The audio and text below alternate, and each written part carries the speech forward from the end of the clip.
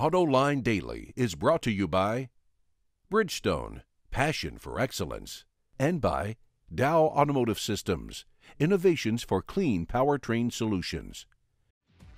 Jim Hall, the evilest host of Autoline Daily ever. I should mention that from my secret lair at the Earth's West Pole, I've been masterminding a plan to control your media. And now, with John McElroy out of town, the time is ripe to strike a crippling blow. Soon, 2953 Analytics will be the world's sole source for high-quality automotive analysis. All others shall bow before me, Colonel Hall. Sorry. In the meantime, let's get to the freshest, best, and most aromatic news from the cyberweb's murky depths. In a move that's sure to make all automakers nervous, the U.S. Supreme Court ruled yesterday that a family can sue Mazda over an issue with seatbelts. According to the Detroit News, a woman was killed in an accident while only wearing a lap belt in a 1993 Mazda MPV. Now, federal regulations didn't require shoulder belts for all seating positions in 1993 light trucks back then. The family of the victim says Mazda should have installed lap and shoulder belts, which, as I mentioned at the time, weren't required. The court didn't find the company liable for any wrongdoing. It's just allowing the case now to go to trial. This can't be good, though, for automakers, because the decision is going to make it much easier for people to sue manufacturers over liability issues for parts that aren't on vehicles, which is pretty scary. General Motors reported its earnings for 2010, and overall the numbers look pretty good. The company posted a $4.7 billion profit of net income attributable to common stockholders, whatever that means. However, the company is still losing money. In Europe, it posted a $600 million loss before interest and taxes.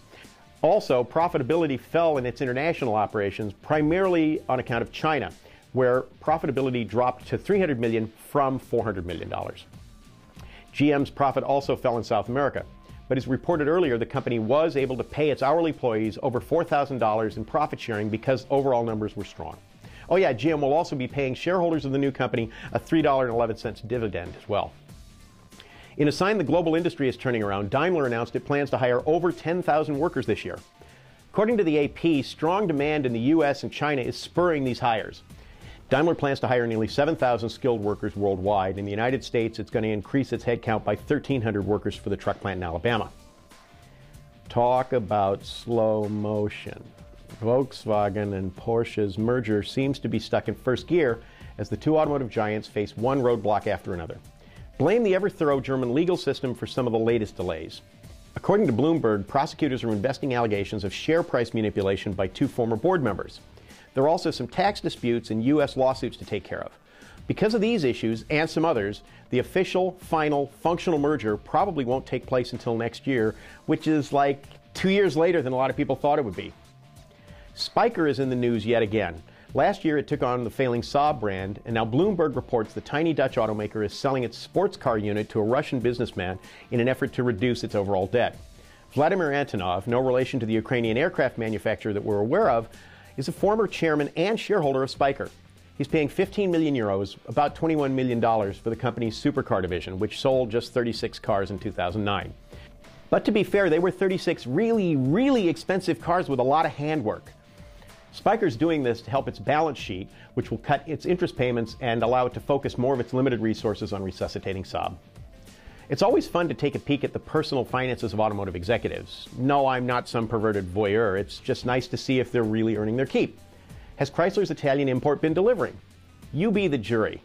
The Detroit Free Press reports that Fiat paid Sergio Marchionne roughly $5 million last year, 27% less than he got in 2009. Now, to working stiffs like you or me, that's a ton of moolah. But in the world of top-level executives, it wouldn't get you enough mileage on your marquee jet card for a trip to Pomona. When you factor in how much this man works, though, it probably comes out to about $8 an hour. Okay, maybe 10. On the other hand, Chrysler has not disclosed how much it pays Marchionne. The government restructuring put a salary cap of $500,000 annually on the company's top 25 executives. However, Fiat employees, like Mr. Marchionne, are exempt from this restriction. So who knows what amazing, unbelievable, or otherwise fantastical amounts of money he earns. I'll bet it's in the tens of hundreds of dollars, maybe even more. Coming up next, you asked for it. Well, not you, but you'll hear it anyway. You're going to get my 2 cents on one of Cadillac's more controversial concepts. Introducing Bridgestone's third generation of run-flat tires with groundbreaking new Bridgestone technologies.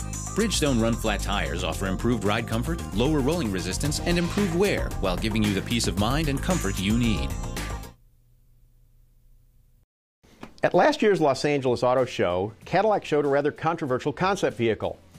I call it the Cult. Now, of course, Cadillac called it the Cadillac Urban Luxury Concept, but it's still Cult. I don't care if the design of the car was 3 years old. I don't care that Bob Lutz really didn't get it and thought a small Escalade the size of a Mini was a better idea. I don't care if it would totally repulse traditional Cadillac owners. General Motors needs to build this car. For some background, you should be aware that the Cult was a component of something called the Micro Exotic Project back 3 years ago or thereabouts. The idea was to devise a small, fuel-efficient car that could warrant more than bottom-feeder pricing. What the heck, it works with Mini, and it should pan out for the Cinquecento in the United States. So why not do something like this at General Motors? Naturally, such a car couldn't be a Chevy. They've got the entry-level small car button buttoned up, so that leaves really Buick and Cadillac.